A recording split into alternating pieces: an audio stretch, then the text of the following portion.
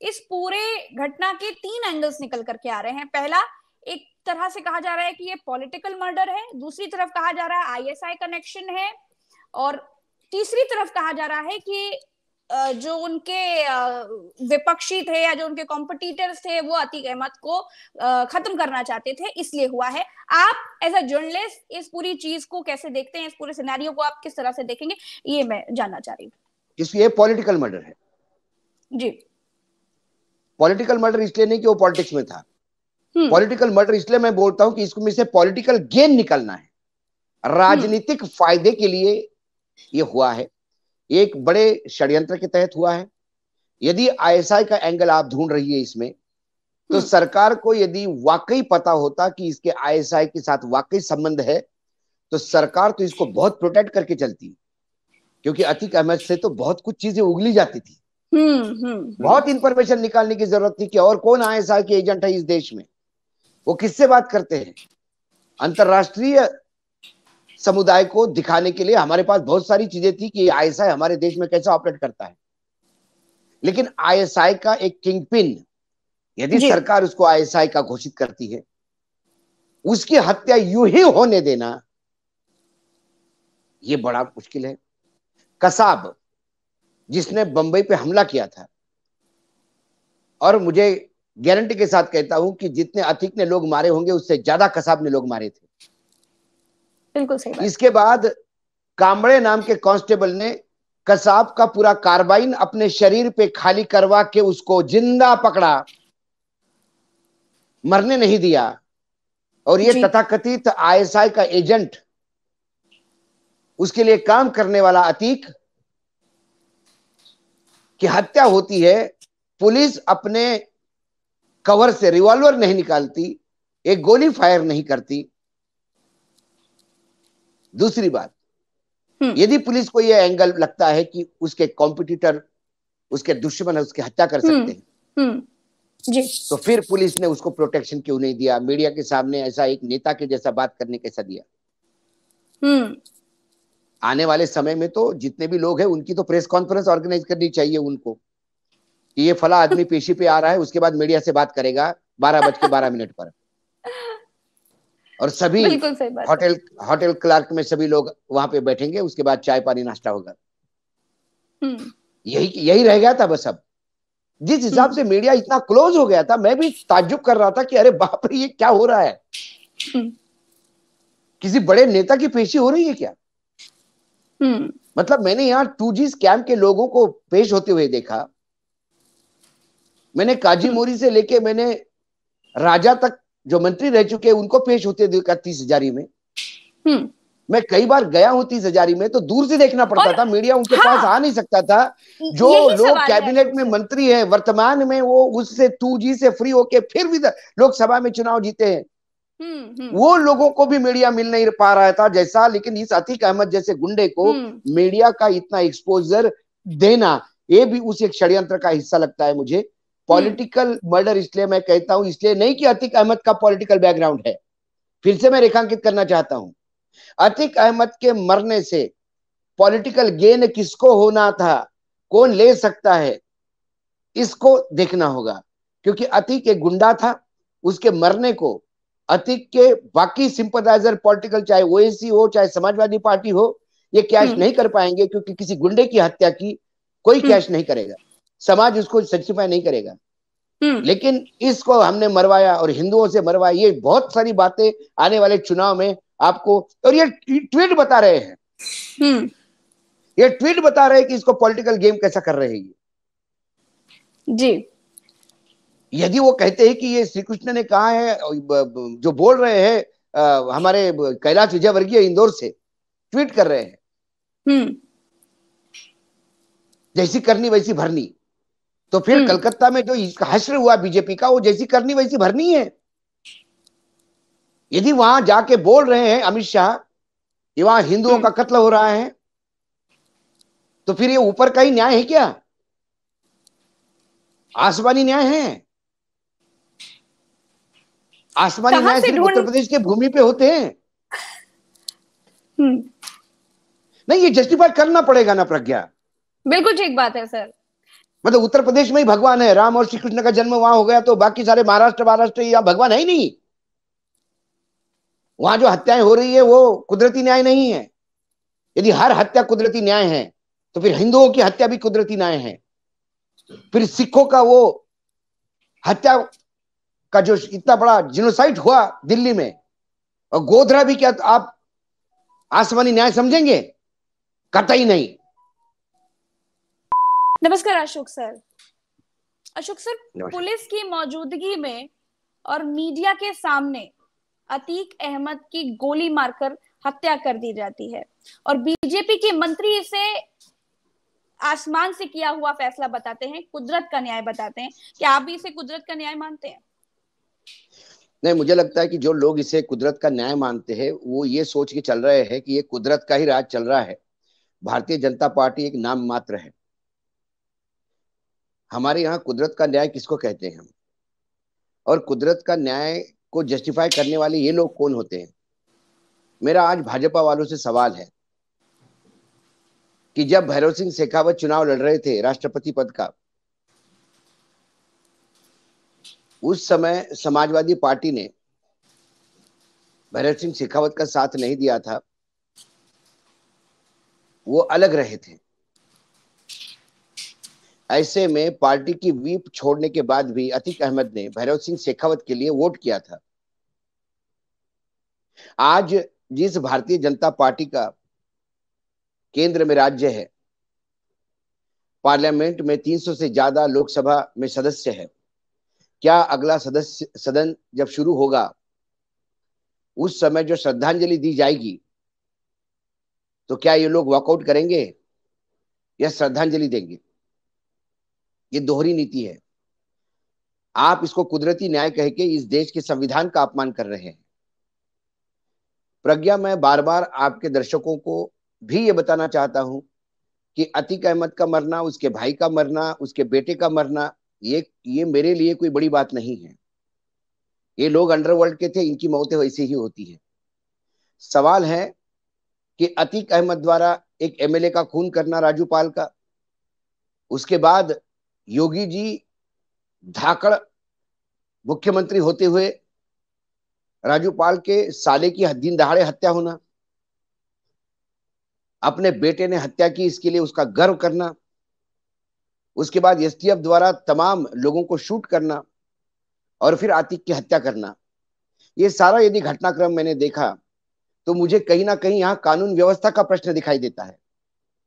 अतीक अहमद जैसे गुंडे का जन्म एक कानून व्यवस्था का ही विफलता है। और आज 3 बच्चों ने, जो लड़के हैं, यंग युवा लड़के हैं, दुख होता है मुझे, और 3 अलग अलग जगह के हैं। देखिए, कोई बांदा का है, कोई कासगंज का है। उसमें से जो अभी कुछ बात आई है तो कोई जो मौर्य है, ये कालिया नाम से जाना जाता है, जिसको वैसी का एक थोड़ा सा बैकग्राउंड दिखता है। ये 3 लोग इकट्ठा कैसे हुए? इसका मास्टरमाइंड कौन है? पॉइंट ब्लैंक मारा गया। ये कोई दूर से टेलीस्कोप से फिल्मों जैसा शूट नहीं किया गया। ये बंबई के अंडरवर्ल्ड किलिंग जैसा है कि बिल्कुल जो वेपन्स दिखाई दिए थे कल वीडियो फुटेज में, वो मुझे देसी कट्टे नहीं थे। दूसरी बात, अतीक अहमद द्वारा जब राजू पाल के साले की हत्या हुई, उसके बाद पुलिस प्रशासन ये कैसा अंधेरे में रह गया कि आतिक अहमद के सारे दुश्मन खत्म हो गए। आतिक अहमद मीडिया से ऐसी बात कर रहा था मानो किसी देश का विदेश मंत्री या मंत्री हो। इतना मीडिया को क्लोज आने का प्रॉक्सिमिटी कैसी दी गई उसको? या ये प्री प्लान्ड था? 17 लोग सस्पेंड कर दिए। मैं प्रज्ञा आपको एक रिक्वेस्ट करता हूं, क्योंकि मैं आप ही को बोल सकता हूं, क्योंकि आजकल ऐसे सजेशन देना भी मूर्खतापूर्ण ही काम माना जाएगा पत्रकारिता में। पिछले 10 सालों में जितने पुलिस अधिकारियों के सस्पेंशन हुए हैं, उसकी परिणति क्या हुई है, इसकी यदि लिस्ट निकाल के आप देखेंगे तो वो सस्पेंशन 5 या 6 महीने रह के फिर वो अच्छे पोस्टिंग पे, क्रीम पोस्टिंग पे चले जाते हैं। इसका मतलब जो 17 लोगों का सस्पेंशन हुआ वो आई वॉश हुआ क्या? ये प्री प्लान्ड प्लॉट दिखता है। और मेरे हिसाब से, मैं जितना समझ पा रहा हूं, खासकर पिछले कुछ सालों से जिस हिसाब से चल रही है राजनीति देश की, मुझे लगता है कि हिंडनबर्ग रिपोर्ट से भी ज्यादा डैमेजिंग सत्यपाल मलिक का वो वक्तव्य था कि 40 सीआईएसएफ के जवानों की शहादत ये हमारी गलती थी, केंद्र सरकार की गलती थी। हिंडनबर्ग की रिपोर्ट आम आदमी को हो सकता है समझने में तक टाइम लगेगा, बस कुछ तो भी काला पैसा है, काला पैसा है। और अब इस देश में काला पैसा सभी जानते हैं कि सभी के पास होता है, क्या तो विपक्ष का और क्या पक्ष। अशोक सर, लेकिन जब भाजपा, एक सेकंड, जब भाजपा बार बार अपने राजनीति में राष्ट्रवाद और सैन्यवाद का तड़का लगाती है तो ये देश इमोशनल होके एक तरफा वोटिंग करता है। उस राष्ट्रवाद के तड़के में यदि कुछ काला दिखाई दिया तो ये भाजपा के लिए बहुत ज्यादा डेंजरस था। इसके लिए संयोग देखिए, जब ये हत्या वहां हो रही थी, शायद 10 बजे के आसपास हत्या हुई, और मैं एक पोर्टल पे कार्यक्रम था मेरा 9 से 10। उसी बीच में मैंने कहा था, जब वो कार्यक्रम का नाम ही था कि सत्यपाल के रिपोर्ट से, मतलब इंटरव्यू से हिल गई सरकार, मैंने बोला देश हिला है, सरकार नहीं हिली। सरकार इसको निगलेक्ट करने का प्रयास कर रही है। और देखिएगा ऐसा कोई बड़ा चीज होगी कि सारा फोकस उस पर किया जाएगा और सत्यपाल मलिक का ये सारा वक्तव्य पीछे चल जाएगा। और वही हुआ, वो प्रोग्राम 10 बजे खत्म हुआ, क्योंकि अभी सरकार की चीजों को हम जानते हैं। अतीक बार बार कह रहा था कि मेरी हत्या होगी। ये दायित्व इस सरकार का था, ये लॉ एंड ऑर्डर का फेलियर है। मात्र पुलिस अधिकारियों को सस्पेंड करके चलने से काम नहीं होगा। मुझे लगता है कि जिस हिसाब से मीडिया उससे बात कर रही थी, अशोक सर, मैं इसी पर आ रही हूँ। एक इतना बड़ा अपराधी जिसे उत्तर प्रदेश की जनता, कानून, पुलिस इतना बड़ा अपराधी मान चुकी थी, उसके बाद उसे खुलेआम इस तरह से चलते हुए प्रेस कॉन्फ्रेंस करने का क्या अधिकार था? वो इस तरीके से प्रेस कॉन्फ्रेंस कर रहा था, चलते हुए मीडिया से बात कर रहा था, जैसे लग रहा था कि वो कल ही आईएएस पीसीएस की परीक्षा दे करके आया हो। दूसरी बात है, आप भी लखनऊ में पत्रकारिता करते हैं, हमने भी रूरल रिपोर्टिंग से लेके, सारी रिपोर्टिंग से लेके ही हम इस पद अभी यहाँ बैठे हैं जहाँ हैं। जिस जगह पे आप जाती है प्रज्ञा, तो मुझे लगता है कि लखनऊ के शायद ही कोई पुलिस स्टेशन वाले लोग होंगे, कॉमन जो हवलदार से लेके सिपाही तक, वो जानते हैं कि प्रज्ञा क्या है, खासकर इलेक्ट्रॉनिक मीडिया में। वो 2 पत्रकार बन के आए। वो राजीव गांधी की तमिलनाडु की तिरुवनंतपुरम की वो हत्या नहीं थी कि जहां देश के पत्रकार आए, लोकल लोगों को पता ही नहीं कौन पत्रकार है और कौन नहीं। प्रयागराज में जो पत्रकार थे, जो प्रयागराज की पुलिस थी, वो तो सबको शक्लों से जानते थे कि कौन आज तक का है, कौन एबीपी का है, कौन न्यूज 24 का है, सब एक शक्ल जानते हैं वो लोग। ऐसे में ये 2 लोग पत्रकार बन के गए, ये भी बड़ी ताज्जुब की बात है। ये 3 अलग अलग जगह के लोग हैं, ये एक कब हो गए? इनका कोई 2 का तो इतिहास भी नहीं समझ में आया अभी, एक का तो थोड़ा है। ये कई चीजें हैं, ये कई चीजें इस तरफ रेखांकित करता है कि ये बड़ा गेम प्लान था। इसका मास्टरमाइंड कौन था? क्या इसको हिंदू मुसलमान की शक्ल देने का प्रयास हो रहा है? क्योंकि हमारे यहाँ दोनों तरफ लोग बहुत ज्यादा है, ओएसी एक तरफ नहीं है, इधर भी ओएसी है। अशोक सर, जो इसको सवाल तो ये भी खड़े होते हैं कि इतना बड़ा अपराधी जो कि पुलिस कस्टडी में था, उसी बीच 3 लोग आते हैं, जिसमें से एक पिस्टल सीधे अतीक अहमद की कनपट्टी पर आती है और गोलियां चल जाती हैं। बैक टू बैक 18 राउंड की फायरिंग होती है, पुलिस वालों की तरफ से 1 राउंड फायरिंग भी नहीं होती है। वही मैं कह रहा था कि जब राजूपाल के साले की हत्या हुई, जब उस पे फायरिंग हुई, तो जो उसके साथ सिक्योरिटी वाले थे वो दौड़े, क्योंकि वो प्लान, माफ कीजिएगा मुझे, मैं आरोप लगाने की मुझे जगह है, इसलिए मैं बोल रहा हूं जी, मैं शंका जाहिर कर रहा हूं, क्योंकि तब पुलिस वाले उस प्लान का हिस्सा नहीं थे राजूपाल के साले की हत्या का। इसलिए बेचारे, वो प्लान अतीक अहमद का होगा, इसलिए वो उसको बचाने के चक्कर में आए और उसमें पुलिस वाले मारे भी गए, शहीद हुए। ये पुलिस वाले कौन से थे कि जिन्होंने अपना रिवॉल्वर तक नहीं निकाला? जो इसके साथ सिक्योरिटी थी, जो सेमी ऑटोमेटिक वेपन्स होंगे साथ में, वो लोग क्या कर रहे थे? कहते कि तुरंत उन्होंने सरेंडर कर दिया। ये तो मुझे महात्मा गांधी की गोडसे द्वारा हत्या जो की गई उसकी याद आती है, कि उन्होंने महात्मा गांधी को पॉइंट ब्लैंक मारा और फिर रिवॉल्वर लेके खड़े हो गए कि कोई मुझे अरेस्ट करो। और उसको अरेस्ट किया गया। तीनों ने अपने हथियार फेंक दिए। वो हथियार, वो भागने की कोशिश नहीं कर रहे थे। तो क्या और आने पुलिस वाले तब समय उनको में पकड़ती है जब वो खुद सरेंडर कर देते हैं। तो क्या उसके आने वाले पहले समय पुलिस में कमर में हाथ रखकर खड़ी रहती है, रख के खड़ी होती है? उसके बाद क्या आने वाले समय में लोकसभा में वो बीजेपी के उम्मीदवार बनने जा रहे हैं जब जमानत पे होंगे? क्योंकि ऐसे कई बार हमने देखे। बिल्किस बानो के बलात्कारियों को सजा होने के बाद, मैं सजा होने की बात कर रहा हूं प्रज्ञा जी, न्यायपालिका ने उन्हें बलात्कार और हत्या का दोषी मानने के बाद सजा दी। वो सजा सरकार माफ करती है और जब बाहर आते हैं तो उनका महिमा मंडन किया जाता है, उनका स्वागत किया जाता है। किसी मंत्री पे जूते मारने वाले को टिकट दिया जाता है। आम आदमी पार्टी ने टिकट दिया था दिल्ली में। तो क्या हम ये कानून हाथ में लेने वालों को यदि ऐसा महिमा मंडित करेंगे? आज मैं किसी बहुत वरिष्ठ पत्रकार है उनकी एक बात सुन रहा था और मैं हिल गया वो बात सुन के। उन्होंने इस बात को रेखांकित किया कि हत्या अंडरवर्ल्ड के लोगों की, इन डॉन की और माफियाओं की होती रहेगी जी। लेकिन एक बात इस सदी में सोचने का विषय है कि अतीक अहमद अपने बेटे को क्रिमिनल बनाता है। उसकी मां कहती कि इसको उसमें मत ढकेलो, लेकिन वो कहता है नहीं, शेर का बच्चा है, मार के आएगा। अपने बच्चों को वो हत्यारा करता है और एक 3 युवा अतीक अहमद की हत्या करके बड़े बनना चाहते हैं। तो क्या उत्तर प्रदेश में लॉ एंड ऑर्डर की स्थिति ये हो गई है कि अब युवाओं वहां पे कानून हाथ में लेने को एक करियर समझने लगी है, महिमा मंडन करने लगी है।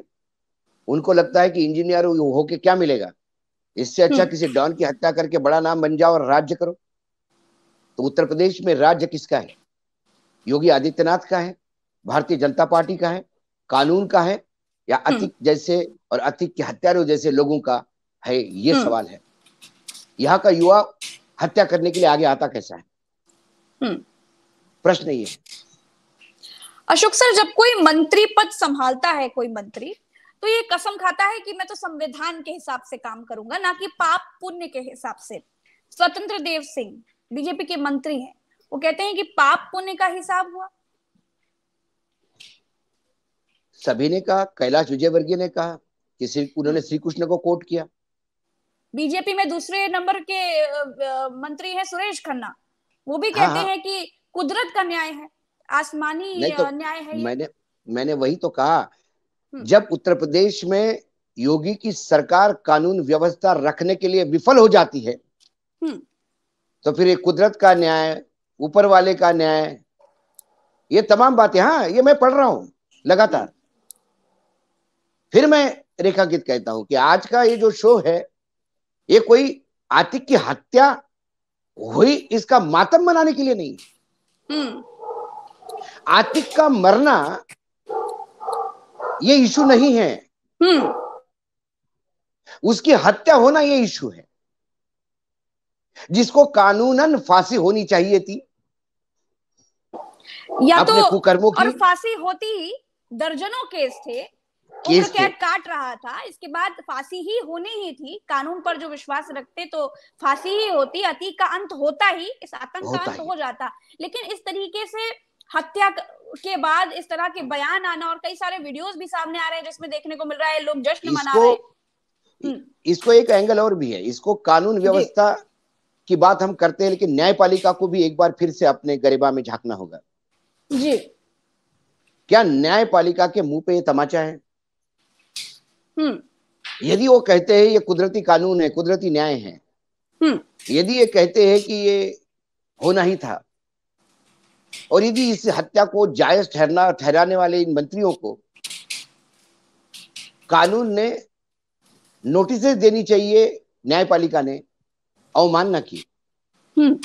यदि इस देश में यही ऊपर की आसमानी न्यायपालिका चलेगी तो फिर हाईकोर्ट और सुप्रीम कोर्ट को बंद कर देना चाहिए। क्या ये हिंदू मुसलमान करने का प्रयास था? बहुत स्ट्रेटेजिकली देखिए आप जी। इसको, यदि एक प्लॉट के तहत देखेंगे तो एक ब्राह्मण, एक मौर्य, अलग अलग जगह से आने वाले लोग, ये जय श्री केस राम बहुत, जय के श्री नारे राम के लगाते नारे, हुए सरेंडर कर देते हैं हत्या करने सरेंडर के बाद। करना। तो सर आप इसको कैसे राम ने देखते तो हैं कि राम ने हत्या तो हत्या के रावण बाद? की, राम का नाम लेने का तो इनको अधिकार ही नहीं है जी। राम ने तो सीता का अपहरण करने वाले रावण को भी एक बार बातचीत के दरवाजे खोले थे और अपने दूत को भेजा था उसके दरबार में, अंगद को, कि तू एक बार जाके यदि वो सीता को वापस करता है तो युद्ध टल सकता है। और फिर वह अंगद की ऐतिहासिक बात। अशोक सर, आपको आपको क्या लगता है कि जय श्री राम के नारे, इस तरह के नारे लगाने के पीछे क्या कारण हो सकता है? क्या मंशा हो सकती है? इसके 3 मैंने युवा यही थे। कहा कि ये मुझे यूं ही हत्या नहीं लगती, ये बहुत बड़ा गेम प्लान है। इसके पीछे हिंदू मुसलमान 20-80 तो मुख्यमंत्री पहले बोल ही चुके हैं। इसके पहले हिंदू मुसलमान करने का प्रयास होगा। कि तुम्हारे पास एक बार बाल ठाकरे ने भी बोल दिया था मुंबई में, तुम्हारे पास दाऊद है तो हमारे पास अरुण गौड़ी है। मतलब अब अंडरवर्ल्ड में भी हिंदू मुसलमान की बात होने लगी। हालांकि उसके बाद तुरंत दाऊद के तरफ से ये क्लेरिफिकेशन भी आया था कि इसमें हिंदू मुसलमान करने का प्रयास न करे बाड़ा साहब, मेरे इसमें मुसलमानों से ज्यादा हिंदू लोग हैं गैंग में। तब छोटा राजन वगैरह उनके साथी थे। प्रश्न ये है कि हमारे नेता हमेशा जगह ढूंढते हैं। अतीक अहमद पे आज बात करने के लिए सुबह 10 बजे आप और हम हैं जी। एक गुंडे की हत्या 3 गुंडों ने की। कुछ लोग जिनको न्यायपालिका में और संविधान में बाबा साहेब आंबेडकर के विश्वास नहीं है, वो इसको कुदरती न्याय कहते हैं। जी। तो अब क्या हम ये माने कि एक बहुत बड़ा षड्यंत्र था? वो षड्यंत्र 40 जवानों की शहादत को, उस 40 जवानों की शहादत का जो इशू आया है, जिसमें राज्यपाल कहते कि ये हमारी सरकार की गलती है उन 40 लोगों का मरना, उसके ऊपर पर्दा डालने के लिए आप ये कर रहे हो। एक गुंडे की हत्या 40 जवानों की शहादत पे भारी पड़ गई। हमारा पूरा टेलीविजन चैनल की दुनिया रात भर 24 घंटा लगातार अतीक अहमद निकला जेल से तब से लेके यहां तक की, और यहां से लेके वहां तक की, लेकिन किसी ने उस सत्यपाल मलिक की बातचीत का रेफरेंस तक नहीं दिया, टिकर तक नहीं चलाया, कहीं रेफरेंस भी नहीं है। और अतीक अहमद कोई अरे गहरे नत्थु खैरे नहीं है। वो राज्यपाल थे जब वो हादसा हुआ, वो एक जगह पे बैठे थे, सबसे बड़े पोस्ट पे थे जम्मू कश्मीर में। उनके कथन को कुछ तो जो सत्यता होगी, कुछ तो वजन होगा। एक आदमी जो पार्टी छोड़ता है, छोड़ने के बाद अपनी किताब लिखता है और किताब में यूं ही आरोप लगाता है कि राहुल गांधी अवंचित उद्योगपतियों को मिले। अरे दम होता तो अवंचित उद्योगपतियों के नाम लिखता। और उसके बाद इस देश का सबसे तेज चैनल और तिहाड़ की यात्रा करने वाले महामहिम पत्रकार, उनका इंटरव्यू करके पूरे देश को नई बात बताते हैं कि राहुल गांधी अवंचित उद्योगपतियों को मिलते हैं। और फिर हमारे मार्गदर्शन मंडल में के बिल्कुल बॉर्डर पे बैठे हुए रवि प्रसाद जी जो लॉ मंत्री थे पुराने, वो प्रेस कॉन्फ्रेंस करके राहुल को कहते हैं कि आप बताइए। लेकिन राज्यपाल जम्मू कश्मीर के तत्कालीन जब ये हादसा हुआ, वो जब ये आरोप लगाते हैं, तब रविशंकर प्रसाद क्यों नहीं पूछते अपने ही प्रधानमंत्री को कि आप, या गृह मंत्री राजनाथ सिंह को कि बताइए क्या हो रहा है? क्यों नहीं वो सबसे तेज चैनल एकदम लंगड़ाता हुआ क्यों दिखाई देता है? और वो तिहाड़ी पत्रकार चुप क्यों रहता है? ये दलाल है। लेकिन सोशल मीडिया की बधाई हो, सोशल मीडिया को, पोर्टल्स को, तुम्हारे जैसे पोर्टल्स को, जिन लोगों ने सत्यपाल मलिक के उस इंटरव्यू को उठाया, और जब ये पूरे देश में आग जैसा फैलने लगा तो ये अतीक अहमद का कांड हुआ। ये लग रहा था कि कोई बड़ा देश में दो बड़ी हैपनिंग्स हो रही थी। एक सतपाल मलिक जो कि केंद्र से जुड़ी एक बहुत बड़ा खुलासा, बहुत बड़ी खबर चल रही थी, और दूसरा उत्तर प्रदेश में घटित हुई ये घटना। इसके बाद इसी मसले पर असदुद्दीन ओवैसी ने एक ट्वीट करते हुए कहा है कि मैं शुरू से कह रहा था कि उत्तर प्रदेश में भाजपा सरकार कानून के मुताबिक नहीं बल्कि बंदूक के दम पर चल रही है। हम लोग इसी बात को दोहरा रहे थे, लेकिन सबको लगता था कि हम हवाई बातें करते रहे हैं।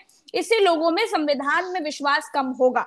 तो संविधान में विश्वास कम होगा। बहुत सारे लोग ये भी सोच रहे हैं कि अतीक अहमद की हत्या पर चर्चा नहीं करनी चाहिए, डरते हैं लोग इस पर बात करने से, लेकिन वो तो माफिया है, गुनहगार था, फांसी हो जाती, कोई ना कोई सजा कानून जरूर देता।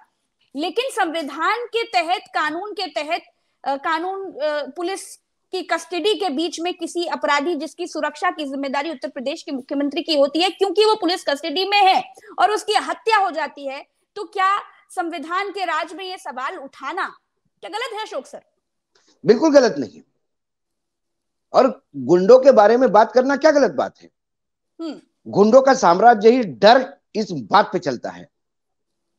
और प्राज्ञा, मैंने बॉम्बे के कई अंडरवर्ल्ड के लोगों को देखा है, हम पत्रकार हैं, मेरी व्यक्तिगत बात कई ऐसे लोगों से हुई है जिन लोगों के नाम से पूरे देश में टेरर है जी।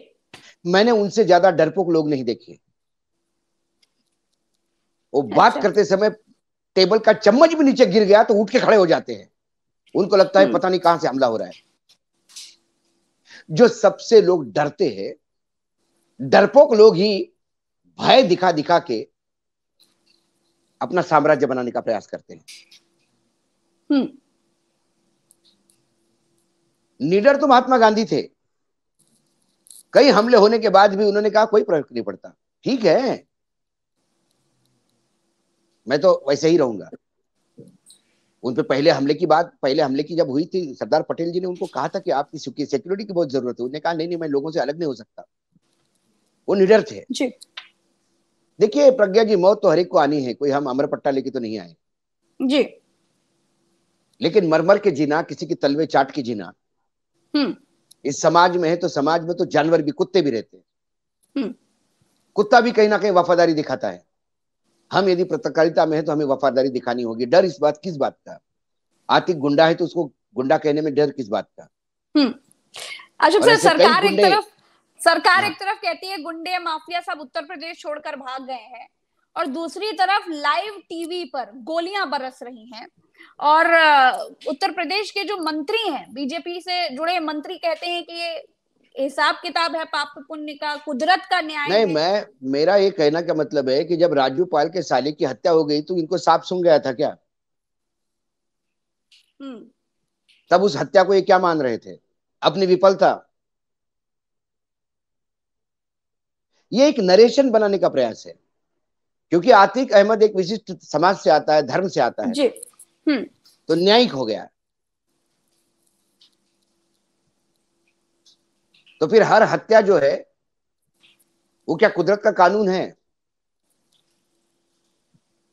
ऐसी कई हत्या बीजेपी के नेताओं की भी हुई है। हत्यारों को आसमान से उतरे हुए फरिश्ते बता दिया जाएगा बस। तो इनमें उन मौलाओं में क्या फर्क है कि जो मौलाएं कहते हैं आतंकी बनाने के लिए कि हूर की परियां मिलेगी, आप जाएंगे तो ऊपर, इनमें और उनमें क्या फर्क पड़ेगा? मुझे याद है कि एक जोशी अभ्यंकर हत्याकांड हुआ था पूना में जी।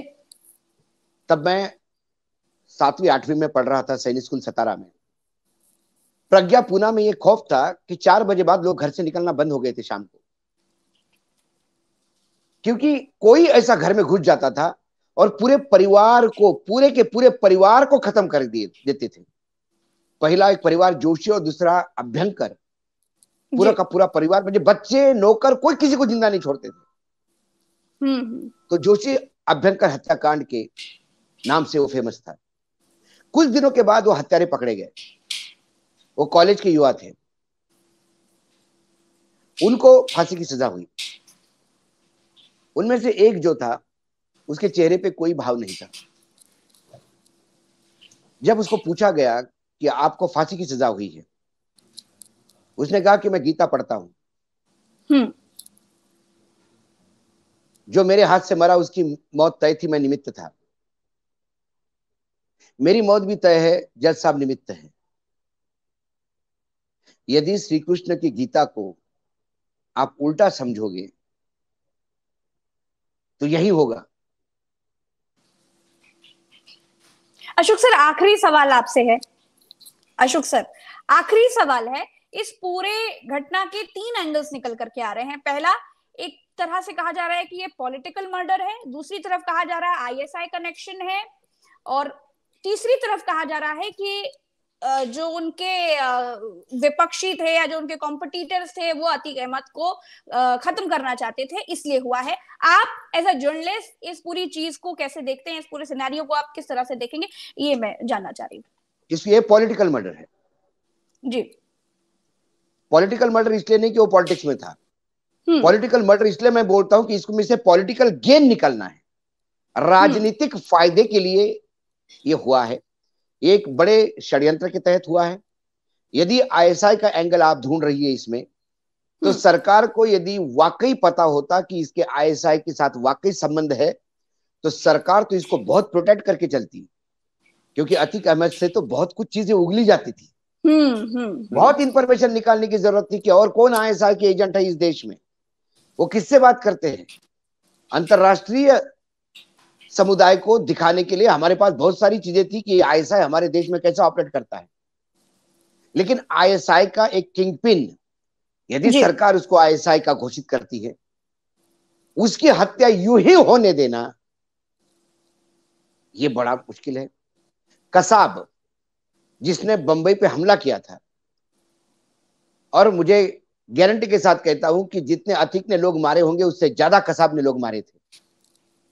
बिल्कुल सही बात। इसके बाद कांबड़े नाम के कांस्टेबल ने कसाब का पूरा कार्बाइन अपने शरीर पे खाली करवा के उसको जिंदा पकड़ा, मरने नहीं दिया।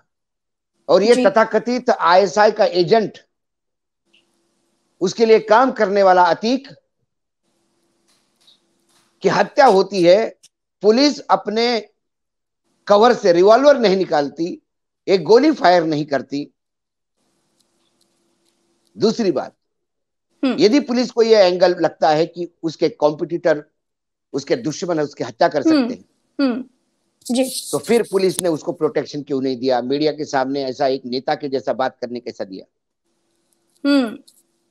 आने वाले समय में तो जितने भी लोग हैं उनकी तो प्रेस कॉन्फ्रेंस ऑर्गेनाइज करनी चाहिए उनको, कि ये फला आदमी पेशी पे आ रहा है, उसके बाद मीडिया से बात करेगा 12:12 पर। और सभी होटल क्लार्क में सभी लोग वहां पे बैठेंगे, उसके बाद चाय पानी नाश्ता होगा। यही रह गया था बस। अब जिस हिसाब से मीडिया इतना क्लोज हो गया था, मैं भी ताज्जुब कर रहा था कि अरे बाप रे, ये क्या हो रहा है? किसी बड़े नेता की पेशी हो रही है क्या? मतलब मैंने यहाँ 2G स्कैम के लोगों को पेश होते हुए देखा। मैंने काजी मोरी से लेके मैंने राजा तक जो मंत्री रह चुके हैं उनको पेश होते देखा 30 हजारी में। मैं कई बार गया हूं 30 हजारी में, तो दूर से देखना पड़ता था, मीडिया उनके पास आ नहीं सकता था। जो लोग कैबिनेट में मंत्री है वर्तमान में, वो उससे 2G से फ्री होके फिर भी लोकसभा में चुनाव जीते हैं। वो लोगों को भी मीडिया मिल नहीं पा रहा था जैसा। लेकिन इस अतीक अहमद जैसे गुंडे को मीडिया का इतना एक्सपोजर देना, ये भी उस एक षड्यंत्र का हिस्सा लगता है मुझे। पॉलिटिकल मर्डर इसलिए मैं कहता हूं, इसलिए नहीं कि अतीक अहमद का पॉलिटिकल बैकग्राउंड है। फिर से मैं रेखांकित करना चाहता हूं, अतीक अहमद के मरने से पॉलिटिकल गेन किसको होना था, कौन ले सकता है, इसको देखना होगा। क्योंकि अतीक एक गुंडा था, उसके मरने को अतीक के बाकी सिंपथाइजर पॉलिटिकल, चाहे ओएसी हो चाहे समाजवादी पार्टी हो, ये कैश नहीं कर पाएंगे। क्योंकि किसी गुंडे की हत्या की कोई कैश नहीं करेगा, समाज उसको जस्टिफाई नहीं करेगा। लेकिन इसको हमने मरवाया और हिंदुओं से मरवाया। ये बहुत सारी बातें आने वाले चुनाव में आपको, और ये ट्वीट बता रहे हैं, ये ट्वीट बता रहे हैं कि इसको पॉलिटिकल गेम कैसा कर रहे हैं जी। यदि वो कहते हैं कि ये श्री कृष्ण ने कहा है, जो बोल रहे हैं हमारे कैलाश विजयवर्गीय इंदौर से ट्वीट कर रहे हैं, जैसी करनी वैसी भरनी। तो फिर कलकत्ता में जो हश्र हुआ बीजेपी का, वो जैसी करनी वैसी भरनी है। यदि वहां जाके बोल रहे हैं अमित शाह कि वहां हिंदुओं का कत्ल हो रहा है, तो फिर ये ऊपर का ही न्याय है क्या? आसमानी न्याय है? आसमानी न्याय सिर्फ उत्तर प्रदेश के भूमि पे होते हैं। नहीं, ये जस्टिफाई करना पड़ेगा ना प्रज्ञा। बिल्कुल ठीक बात है सर।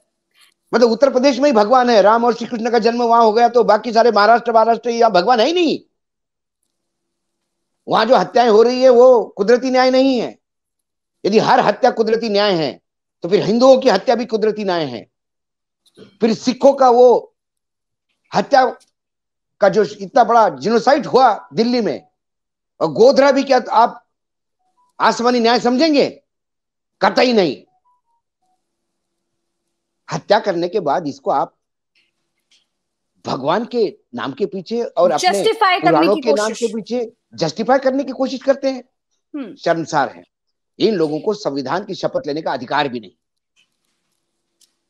ये मजाक उड़ाते हैं संविधान की शपथ लेने के लिए, वैसे ही जैसे ये राम के नाम लेके मजाक उड़ाते हैं राम की, क्योंकि सिर्फ नाम राम का लेते हैं, मंदिर बनाते हैं, लेकिन राम का जो भावार्थ है, राम को जो जीना चाहिए जिंदगी में, वो जीते नहीं। गीता की पूजा जरूर करते हैं लेकिन गीता समझे नहीं। और यदि गीता समझे हैं तो उसी अभ्यंकर हत्याकांड के हत्यारों जैसे ये साइकिक है जी। ये समाज के लिए घातक है। बिल्कुल ठीक बात। फिर मैं कह रहा हूं, आज का एपिसोड अतीक के हत्या के लिए नहीं था। अतीक का मरना तय था, या तो फांसी पे मरता, लेकिन ये जो हत्या जिस प्रकार हुई, प्रश्न उस पे उठने चाहिए। ये देश की कानून व्यवस्था पर, उत्तर प्रदेश कानून व्यवस्था पे, न्यायपालिका पे चोट है, न्यायपालिका पर सवाल खड़े करता है। बिल्कुल ठीक बात है अशोक सर। आपसे बात कर बहुत खुशी हुई अशोक सर, और हमारे दर्शकों को भी उनके सारे सवालों के जवाब मिल गए होंगे, जो काफी देर से लोग कमेंट्स पर और मेल्स में तमाम सवाल कर रहे थे। जो सवाल मैंने आपसे पूछे, बहुत बहुत शुक्रिया अशोक सर, और हमारे दर्शकों को भी बहुत बहुत शुक्रिया। नमस्कार, जय हिंद।